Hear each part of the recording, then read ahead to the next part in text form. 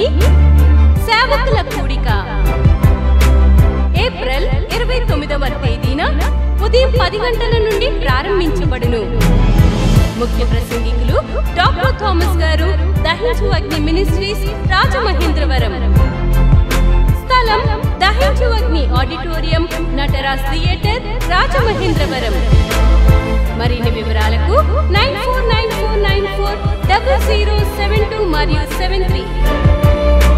నగరం బాపట్ల జిల్లాలో సువార్త స్వస్థత ఆరాధన మహోత్సవాలు ఏప్రిల్ 30, మే 1, 2 తేదీలలో ప్రతిరోజు సాయంత్రం 6 గంటల నుండి ప్రారంభించబడును.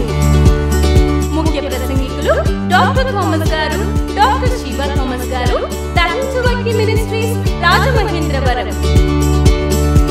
ఈ మహోత్సవాలలో సిస్టర్ క్యాథరిన్ గారు, సిస్టర్ కరిష్మా గారు శక్తివంతమైన ఆరాధనలో నడిపించెదరు. స్థలం బాలయేసు కాన్వెంట్ పక్కన బోరశెట్టి రామ్మోహన్ రావు గారి పొలమునందు, నగరం బాపట్ల జిల్లా. మరిన్ని వివరాలకు 9985301003 9494940072 మరియు 73 94940072 మరియు 73.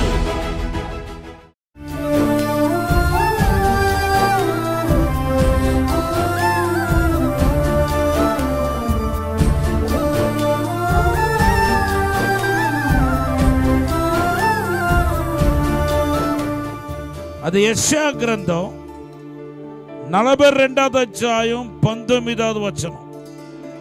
ఐజయా 42:19. నా సేవకుడు తప్ప మరి ఎవడు గ్రుడ్డివాడు? ఎవరు గ్రుడ్డివాడు? నేను పంపు నా దూత తప్ప మరి ఎవడు చెవిటివాడు? ఎవడు చెవిటివాడు? నా భక్తుడు తప్ప మరి ఎవడు గ్రుడ్డివాడు? ఎవరు గ్రుడ్డివాడు? యెహోవా సేవకుడు తప్ప మరి ఎవడు గ్రుడ్డివాడు? ఎవరు గ్రుడ్డివాడు? చూడండి, ఒక విచిత్రమైన కాన్సెప్ట్ తో పరిశుద్ధాత్మ దేవుడు మాట్లాడుతున్నాడు. అసలు ఈ వాక్యం ఎందుకు వచ్చిందో నాకు తెలియలేదు, కానీ నేను ప్రభుకు లోబడాలి కదా. దేవుడు ఈ వాక్యమే నాకు చూపించాడు. ఇక్కడ సేవకుల గురించి చెప్తున్నాడు. దేవుని సేవించేవాడికి ఉండవలసిన ప్రాముఖ్యమైన లక్షణం ఏంటంటే కళ్ళు కనపడకూడదు, చెవులు వినబడకూడదు, తర్వాత మాట్లాడకూడదు, మూగవాడుగా ఉండాలి. ఇదేంటి గొడవ? సేవకుడు అంటూ ప్రభు అంటున్నాడు, ఏ సేవకుడా నువ్వు ఒక చెవిటివాడుగా ఉండాలి, సేవకుడా నువ్వు ఒక మూగవాడుగా ఉండాలి, సేవకుడా నువ్వు ఒక కళ్ళు కానరాని, కళ్ళు కనిపించని ఒక గుడ్డివాడుగా ఉండాలి. 2 ప్రశ్న. ఇది సేవకుల కూడికే కాదు. ఇక్కడ సేవకులు అందరూ చాలా తక్కువ మంది కూర్చున్నారు. ఇక్కడ వచ్చిన మీరందరూ విశ్వాసులైన మీకు సేవకుడాన్ని సంబోధించడం ఏంటి అని మీకు అనిపిస్తుందా లేదా? మేము సేవకులు కామే, ఎందుకు మమ్మల్ని సేవకుడని సంబోధిస్తున్నాడు? సేవకునికి ఇవ్వాల్సిన సందేశాన్ని ఎందుకు మాకు చెప్తున్నాడు అని మీకు అనిపిస్తుందా లేదా? మీకు ఒకటి చెప్పనా, యేసు రక్తంలో కడుగబడిన అందరూ ఆయనకు సేవకులే. కొట్టండి గట్టిగా, చెప్పట్లేదు నా పరిచయం. హల్లెలూయా.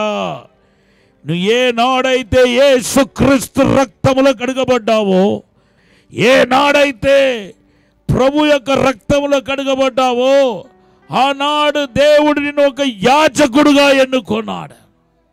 నువ్వు యాజకుడివి, దేవుని సేవ చేసే సేవకుడివి, సేవకురాలివి. కొట్టండి గట్టిగా, చెప్పలు తెరపరచండి.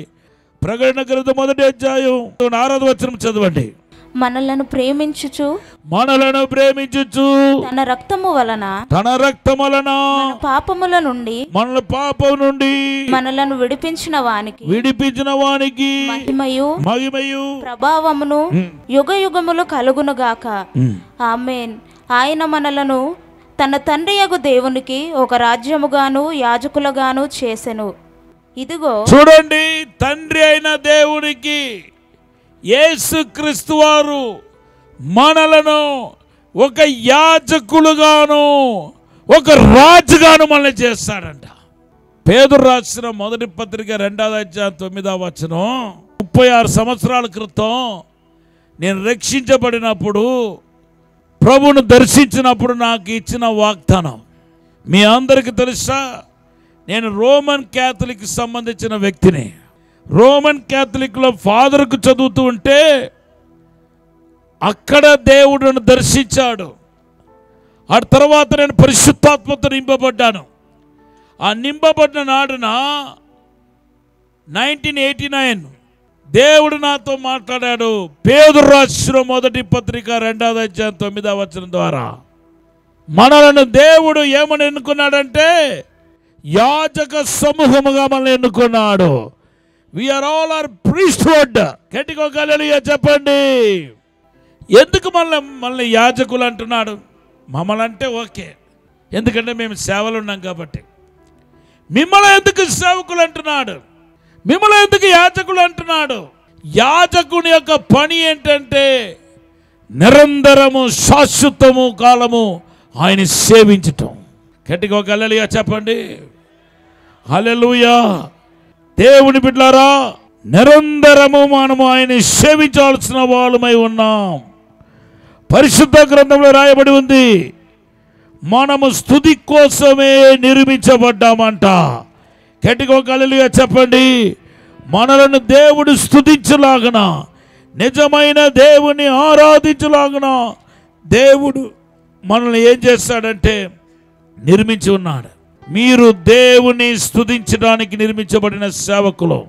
నిజంగా దేవుని మీ క్రియలతోనూ, మీ తలంపుతోనూ, మీ ఆలోచనతోనూ, మీ అవయాలతోనూ ప్రభును ఆరాధించాలి, స్తుతించాలి అనుకుంటే మొదటిగా నీ చెవులు మూతపడాల. నా సేవకుని తప్ప చెవిటివాడు ఎవడో, నన్ను సేవించే సేవకుడు తప్ప, నాకు పనిచేసే సేవకుడు తప్ప గుడ్డివాడు ఎవడో, మూగవాడు ఎవడో అంటున్నాడు. దేవుని బిడ్డలారా, మీరు ఈ అనుభవంలోనికి రావాలి. చెవిటితనం అనుభవంలోనికి రావాలి, మూగత్తన అనుభవంలోనికి రావాలి, గుడ్డితన అనుభవంలోనికి రావాలి. యేసుక్రీస్తుకి ఈ అనుభవం ఉండేదన్నమాట. చెవిటితన అనుభవం ఉండేది, మూగత్తన అనుభవం ఉండేది. అందుకొరకే ఆయన శత్రువుల చేత కూడా నిందారహితుడుగా పేరు ప్రఖ్యాతి పొందాడు. గట్టిగా హల్లెలూయా చెప్పండి. పిలాతు 99 ప్రశ్నలు అడుగుతున్నాడు. యేసు ప్రభువు ఆయనకు జవాబు చెప్పలేదు. అచ్చో ఒక మూగవాడులాగా, ఒక చెవిటివాడులాగా ఆయన చాలాసేపు ప్రవర్తించటాన్ని మన పరిశుద్ధ గ్రంథంలో చూస్తున్నాం. ఒక్క మాట కూడా చెప్పలా. ఎవరైతే తమ నోరును, చెవులను, కళ్ళును స్వాధీనపరుచుకుంటున్నారో వారే దేవుని చేత దీవించబడతారు. గట్టిగా హల్లెలూయా చెప్పండి. యోవాను సువార్త 18వ అధ్యాయం 28వ వచనంలో చూడండి. నేను ఇప్పుడు ఏం మాట్లాడను అంటున్నాడు. దేవుని నామానికి స్తోత్రం చెప్పండి. మూగవాడుగా మనకు కనబడుతున్నాడు యేసు ప్రభువారు. మన నోటి వలనను, మన వినికిడి వలనను, మన చూపు వలనను మనకు దేవుడు వాగ్దానం చేసిన వాటిని పోగొట్టుకుంటున్నాం. హల్లెలూయా. మొదటి సామెయేలు గ్రంథం 17వ అధ్యాయంలో దావీదు యొక్క జయాన్ని గురించి రాయబడి ఉంది. ఈరోజు జయ జీవితాన్ని గురించి మాట్లాడాలి. ఎందుకంటే ప్రకటన గ్రంథం 3వ అధ్యాయం 21వ వచనంలో ఏమని రాయబడి ఉందంటే, జయించిన వాణ్ణి నాతో పాటు సింహాసనంలో కూర్చుండబెడతాను అంటున్నాడు. ఏమండి, మీరు నమ్మినా నమ్మకపోయినా మన రాకడ సమయంలో ఉన్నాం. యేసు త్వరగా రాబోతున్నాడు. ఇంకా ఈ భూమిలో కొద్ది దినాలే ఉండబోతున్నాం. ఈ భూమిలో జరుగుతున్న కార్యాలని మనల్ని మరలా హెచ్చరిస్తుంది. యేసు వస్తున్నాడు, సిద్ధపడరా అని హెచ్చరిస్తుంది. ఈ దీనదాసుడి ద్వారా అనేక మార్లు ప్రభు మాట్లాడాడు.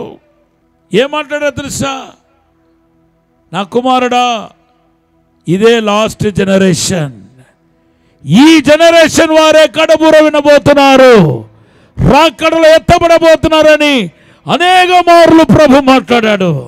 ఈ రాత్రి ప్రభు రాకడ వస్తే నువ్వు ఎత్తపడతావా? మనకు 2 వాహనాలు ఉన్నాయి, పరలోకం తీసుకెళ్లే వాహనాలు. ఒకటి మరణం అనే వాహనాలు కూడా మన పరలోకం తీసుకెళ్తాయి. క్రైస్తవుడు మరణానికి గురించి భయపడాల్సిన అవసరం లేదు. హల్లెలూయా. రెండోది ఏంటో తెలుసా? ప్రభు రాకడ. ఇవి 2 మనం ఏం చేస్తే తెలుసా? పరలోకం తీసుకెళ్తాయి. మరణం ముందు వస్తాయో, ప్రభు రాకడ ముందు వస్తాయో నాకు తెలియదు, మీకు తెలియదు, ఎవరికి తెలియదు. కానీ మనము సిద్ధపాటుతో ఉండాలి. సిద్ధపాటు కలిగి ఉన్నవాడు ఎవడు? జయించినవాడు. గట్టిగా హల్లెలూయా చెప్పండి.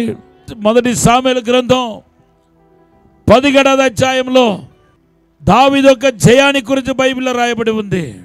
ఈ జయ జీవితం ద్వారానే, ఈ జయం వలననే దావీదుకు ఇవ్వబడిన వాగ్దానాలు నెరవేర్చబడ్డాయి. గట్టిగా హల్లెలూయా చెప్పండి. అభిషేకం ఒక ఉద్దేశం కూడా నెరవేర్చబడ్డాయి. దావీదుకి దేవుడు ఇచ్చిన వాగ్దానాలు ఏంటి చెప్పండి? నిన్ను రాజుగా చేస్తాను. అభిషేకం ఒక ఉద్దేశం ఏంటి చెప్పండి? దావీదు మీదకి అభిషేకం వచ్చింది. మొదటి సామెల గ్రంథం 16వ అధ్యాయం మొదటి 2 వచనంలో చదివితే, సామువేలు తీసుకొచ్చి దావీదు తల మీద నూనె పోసి ఏమన్నాడంటే, నిన్ను రాజుగా దేవుడు ఎన్నుకుంటున్నాడు. గట్టిగా హల్లెలూయా చెప్పండి. పరిశుద్ధాత్మ దేవుడు వచ్చిన ఉద్దేశం ఏంటో తెలుసా అండి? మొదటి సామెల గ్రంథం 16వ అధ్యాయం 13వ వచనంలో నూనె పోయగానే దేవుని ఆత్మ దావీదు మీదకి దిగి వచ్చాడంట. కారణం ఏంటి? పరిశుద్ధాత్మ దావీదు మీదకి దిగి రావడానికి గల కారణం ఏంటి? నూనె పోయబడడానికి గల కారణం ఏంటి? మూడవదిగా దావీదుకు దేవుడు చేసిన వాగ్దానం ఏంటి? రాజుగా చేస్తానని వాగ్దానం చేస్తాడు. నూనె ఎందుకు పోయబడిందంటే రాజు అవటానికి. తర్వాత దేవుని ఆత్మ దావీదు మీదకు ప్రత్యేకంగా ఎందుకు దిగి వచ్చాడంటే దావీదును రాజుగా చేయటానికి. ఇది ఎప్పుడు నెరవేర్చబడింది?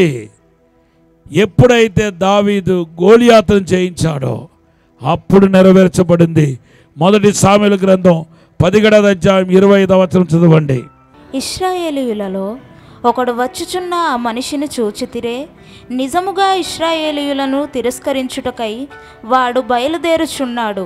వానిని చంపిన వానికి రాజు బహుగా ఐశ్వర్యమును కలగచేసి తన కుమార్తెనిచ్చి పెళ్లి చేసి వాని తండ్రి ఇంటి వారిని ఇశ్రాయేలీయులలో స్వతంత్రులుగా చేయునగా, దావీదు జీవము గల దేవుని సైన్యములను తిరస్కరించుటకు ఈ సున్నతి లేని ఫిలిష్తీయుడు ఎంతటివాడు? వాని చంపి ఇశ్రాయేలీయుల నుండి ఈ నింద తొలగించిన వానికి బహుమతి ఏమని తన యొద్ద నిలిచిన వారిని అడగగా, హల్లెలూయా. దావీదు ఎలాగ రాజ కుటుంబంలో కాపరి అనే కుటుంబం నుండి రాజుల కుటుంబంలో ప్రవేశించాడో ఇక్కడ రాయబడి ఉంది. కారణం ఏంటో తెలుసా? గోలియాతును జయించటం. ఈ గోలియాతును జయించటానికి పరిశుద్ధాత్మ అభిషేకం ద్వారా దావీదు నేర్చుకున్న అనుభవం ఏంటో తెలుసా? మొదటిగా చెవిటివాడుగాను, రెండవదిగా గుడ్డివాడుగాను, మూడవదిగా నోరు లేకుండా ఒక సైలెంట్ వ్యక్తిగాను, మూగవాడుగాను ప్రవర్తించాడు ఈ మొదటి సామెల గ్రంథం 17వ అధ్యాయంలో. చెవిటివాడుగా, మూగవాడుగా, గుడ్డివాడుగా, ఈ 3 అద్భుతమైన యూనిక్, ఒక అసాధారణమైన లక్షణాలు కలిగిన వాడుగా మనకు కనపడుతున్నాడు ఈ దావీదు. ఇదే ఆయన విజయ పథకానికి కారణమైంది. మొదటి సామెల గ్రంథం 17వ అధ్యాయం 28వ వచనంలో దావీదు ఫిలిష్తీయుడు ఏమాత్రం జీవం కలిగిన దేవుని దూషిస్తున్నాడు అనగానే, నేను వెళ్ళి యుద్ధం చేస్తాననగానే ఆయన సహోదరులు తిరుగుబాటు చేశారు, ఆయన మీద కోపగించారు, నీకు అహంకారం ఉందన్నారు, ఆయన మీద లేనిపోని నిందలు మోపుతున్నారు. కానీ దావీదు ఒక్క మాట కూడా చెప్పలేదు. గట్టిగా ఒక హల్లెలూయా చెప్పండి. హల్లెలూయా. ఏదో నత్తివాడు మాట్లాడినట్టుగా ఒకే ఒక మాట చెప్పేసి వెళ్ళిపోతున్నాడు. నేను రావటానికి కారణాలు ఇక్కడ లేకుండా వచ్చా అనుకుంటున్నారా అనుకుంటా వెళ్ళిపోయాడు. నీకున్న అహంకారం ఏంటి? నీకున్న గర్వం ఏంటి? నువ్వు గొర్రెల మందను ఎవరు వశం విడిచిపెట్టి వచ్చావు? దేనికి జవాబు లేదు. దావీదు దగ్గర ఆయన సహోదరులు అడిగిన వీటన్నిటికీ దేనికి జవాబు లేదు. నీకేంటి అహంకారం? దానికి జవాబు లేదు. కోపం వచ్చి ఊగిపోతున్నారు, దానికి జవాబు లేదు. గొర్రెల మందను ఎవరు వశం విడిచిపెట్టి వచ్చావు మూర్ఖుడా అంటే దానికి జవాబు లేదు. కారణం ఏంటంటే దావీదు ఇక్కడ ఎలా ఉన్నాడంటే చెవిటివాడుగా ఉన్నాడు. గట్టిగా ఒక హల్లెలూయా చెప్పండి. ఇదే మన రహస్యం. ఒక ఆత్మీయుడికి ఉండాల్సిన రహస్యం ఏంటంటే, సీక్రెట్ ఏంటంటే, ఈ బాహ్య ప్రపంచానికి ఒక చెవిటివాడుగాను, ఒక గుడ్డివాడుగాను, ఒక మూగవాడుగాను ఎవరు ప్రవర్తిస్తున్నారో వారు వశం దేవుడు ఉంటాడు, అభిషేకం ఉంటుంది, వారు విజయ పథకాన్ని ఎగురవేస్తారు. గట్టిగా ఒక హల్లెలూయా చెప్పండి. సౌలు దగ్గరికి వెళ్ళాడు. సౌలు ఏమంటున్నాడు తెలుసా? నీ బాల్యం నుండి చిన్నవాడివి, వాడు బాల్యం నుండి యుద్ధం నేర్చుకున్నాడు, నువ్వు చిన్నవాడివి, నువ్వు వాడితో పోరాడలేవు అంటున్నాడు. మొదటి సామెల గ్రంథం 17వ అధ్యాయం 33వ వచనం. దానికి దావీదు దేవుడు చేసిన మేలు గురించి మాట్లాడుతున్నాడు, కానీ ఆయన అడిగిన ప్రశ్నకి మాత్రం జవాబు చెప్పలా. దేవనామానికి స్తోత్రం చెప్పండి. సైలెంట్ అనే మాటకి అర్థం ఏంటంట, కావాల్సిన వాటిని మాట్లాడుతూ అనవసరమైన వాటికి నోరు తెరవలేని అనుభవమే సైలెంట్ అంట. సైలెంట్ అంటే మౌనం అంటే ఎప్పుడూ అలాగ మూగా వ్యక్తిలాగా ఉండటం కాదు. సైలెంట్ అనే మాటకి నిర్వచనం ఏంటంటే, అవసరమైనప్పుడు నోరు తెరచి అవసరం లేనప్పుడు నోరు మూసుకొని ఉండటమే సైలెంట్ అంట. ఇక్కడ దావీదు దగ్గర అదే చూస్తున్నాం, నోరు తెరవలేదు. ఇప్పుడు గోలియాతు శత్రు ఆయన ఆయన దేవత పేరిట దూషిస్తున్నాడు దావీదుని. మొదటి సామెల గ్రంథం 17వ అధ్యాయం 43వ వచనం. దేవతల పేరిట దూషిస్తున్నాడు. దేవుని బిడ్డలారా, ఆయన దూషణకి ప్రతి దూషణ చేయలేదు. ఇదే చెవిటితనం అంటే. దావీదును దేవతల పేరుతో శపించినప్పుడు దావీదు కూడా శపించాలి, కానీ దావీదు శపించలేదు. ఎందుకంటే ఆయనకి చెవుడు, లోకానికి చెవుడు. అయినా నువ్వు నీ దేవత పేరిట శపిస్తున్నావా? నేను నా దేవుడి పేరిట శపిస్తున్నానని చెప్పాలా, కానీ చెప్పాలా. ఎందుకంటే ఆయన చెవిటివాడు. ఒక కప్పలు ఉన్నాయి చూసారా? ఆ కప్పలు చెట్టు దగ్గరకు వచ్చి అందరు చెట్టు వైపు పైకి చెట్టు ఎక్కుతున్నారు. మనం ఎక్కగలుగుతామా అంటే ఎక్కగలుగుతామని చెప్పారు. అప్పుడు ఒక నక్క వచ్చి చెప్పిందంట, మీ వల్ల కానే కాదు చెట్టు ఎక్కటం, మీరు ఎక్కలేరు అంటే అన్ని కప్పలు అనుకుని అంట ఆ నక్క, బ్రదర్ నక్క చెప్పింది కరెక్టే, మనం ఎక్కలేమని. ఒకే ఒక కప్ప మాత్రం చెప్పకూడదు ఎక్కుతా ఉందంట. ఈ నక్కకు అర్థం కావట్లేదు, ఇదేంటి మనం చెప్తున్నాం అయినా అవి ఎక్కేస్తున్నాయి, ఏంటి రహస్యం? నువ్వు ఎక్కలేవు పడిపోతావు అంటే ఇంకా పడిపోతాను కూడా పైకి ఎక్కుతుందంట. అప్పుడు ఎవరికి అర్థం కావట్లేదు, ఇంత డిస్కరేజ్ చేసినా ఎక్కలేవన్నా పడిపోతావన్నా ఇంకా పైకి ఎక్కుతా ఉందేంటి అని ఒకరితో ఒకరు మాట్లాడుతూ ఉంటే ఆ కప్ప పైకి ఎక్కుతున్న కప్ప ఒక ఫ్రెండ్స్ చెప్పిందంట, పుట్టిన కానుండే చెవుడు, అది చెవిటి కప్ప. ఈ చెవిటి కప్ప అనుభవం ఎవరికైతే ఉందో వాళ్ళు ఎంతైనా పైకి ఎక్కగలుగుతారు, ఎంతైనా ఉన్నతంగా ఎక్కగలుగుతారు. గట్టిగా చప్పట్లు కొడతా పరిచయం. హల్లెలూయా.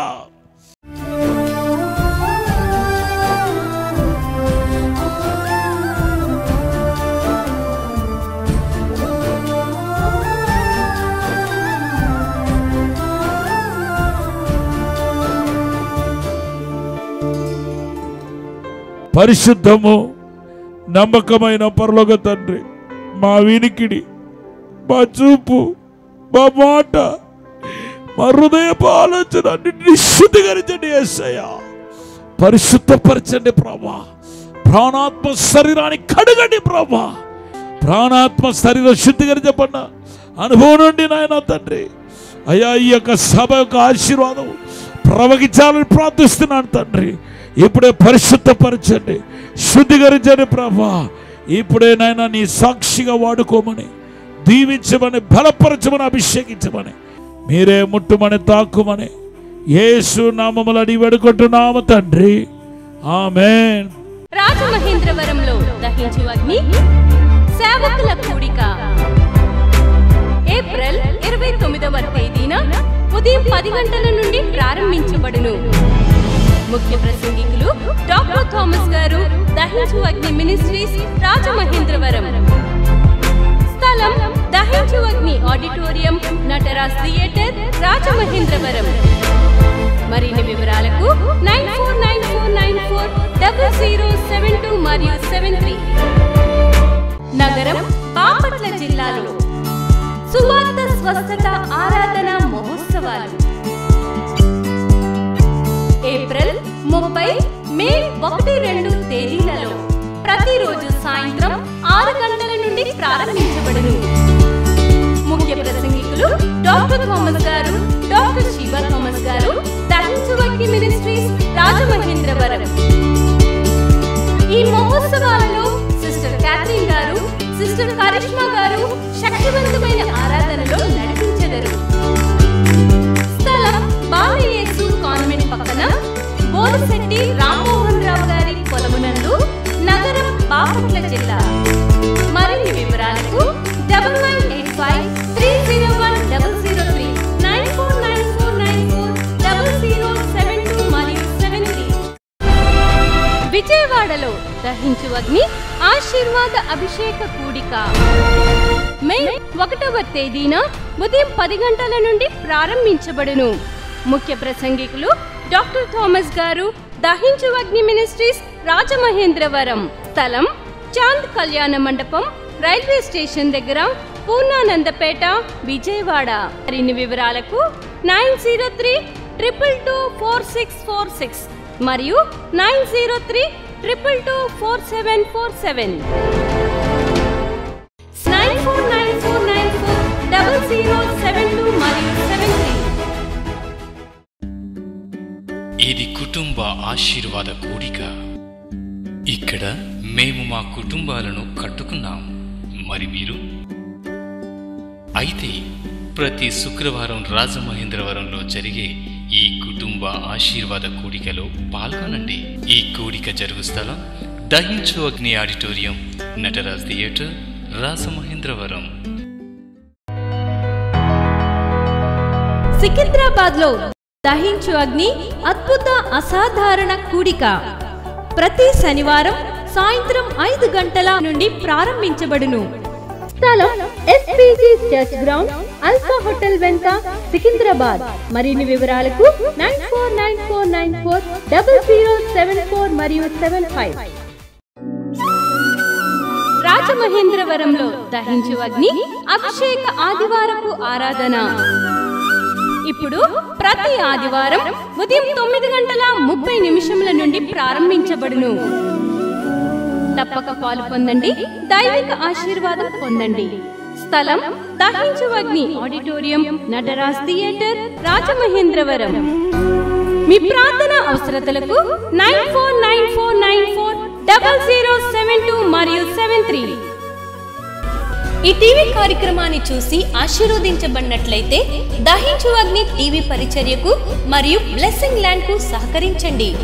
దహించు Agni trust current account number 357222444370, State Bank of India main branch, Rajamahendravaram. My address doctor Thomas Dahinchu Agni ministries, తుమ్మలోవా, Rajamahendravaram.